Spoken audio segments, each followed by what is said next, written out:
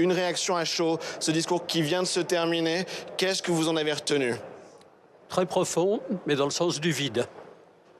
Donc vous aussi une très grande insatisfaction sur le message du Premier ministre aujourd'hui. C'était d'abord sur les annonces de financement, de finances locales que vous attendiez le Premier ministre et que vous êtes le plus déçu ce soir.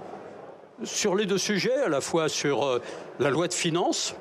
En réalité, si vous avez entendu une seule proposition concrète concernant la loi de finances, alors que les collectivités territoriales vont être ponctionnées, pour ne pas dire saignées, de 8 milliards d'euros, alors que nos territoires sont dans la difficulté, que nos citoyens sont dans la crise et qu'il n'y a pas une proposition concrète en matière financière, j'avoue que ça me laisse, je ne dirais pas sans voix puisque je suis en train de vous répondre, mais pour le moins dubitatif. Et quant à la décentralisation... Oui, c'est la première annonce qu'il a pu faire, un projet de loi de décentralisation en Conseil des ministres avant Noël. Est-ce que ça trouve grâce à vos yeux?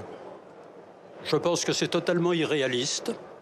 Totalement irréaliste parce que nous avons aujourd'hui une situation qui est une situation d'étranglement financier des collectivités territoriales.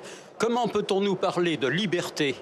Or, la décentralisation, son principe central, c'est la liberté. C'est le titre de notre congrès, liberté. Et on a en face un étouffement financier qui continue à se mettre en œuvre et une absence de propositions concrètes sur la décentralisation. Donc, très honnêtement, c'est vraiment un profond regret et une profonde déception. Une dernière mesure très concrète pour le coup, le fait d'élaguer la plupart des normes qui seraient déconnectées de la réalité.